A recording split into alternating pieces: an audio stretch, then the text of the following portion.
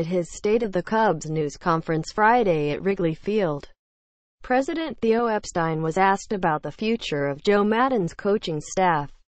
"Rest assured Joe will have every coach back that he wants back," Epstein said. "And, apparently, he will." But Saturday the Cubs fired pitching coach Chris Bosio, a decision the manager actually made.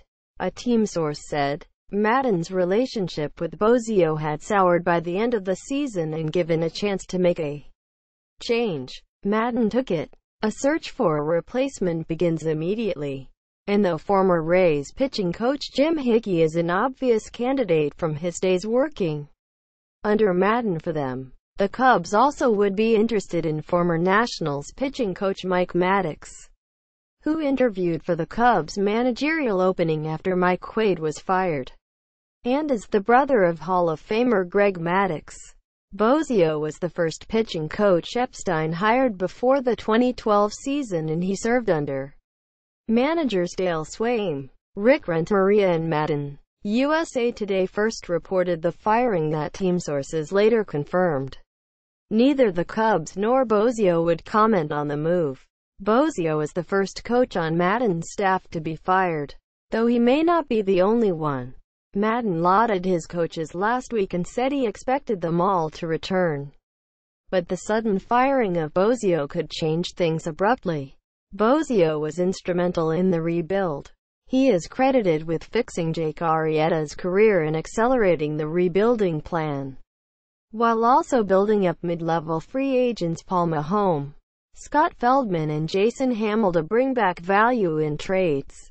Feldman was the key player in the deal with the Orioles that brought in Arrieta, while Hamill and Jeff Samardzija brought in Addison Russell from the A's organization. He helped Kyle Hendricks develop into one of the league's top young pitchers and was instrumental in Samardzija's career as well. The decision to fire Bosio will be unpopular with Cubs pitchers, who loved him like a family member. Recurring bullpen issues and year-long control issues may have been the final straw. Maddon took most of the blame for the bullpen failures, and Bosio was left unscathed publicly. Epstein pointed out Friday the Cubs were last in the majors in unintentional walk rate. "That's not acceptable," Epstein said. "None of us feel good about that. We managed to have the third lowest bullpen era in the National League, but that we did it in a way we are not comfortable with getting there." Quote, Epstein said the Cubs' bullpen peaked in September, the last 3 weeks of the season, but didn't deliver in October.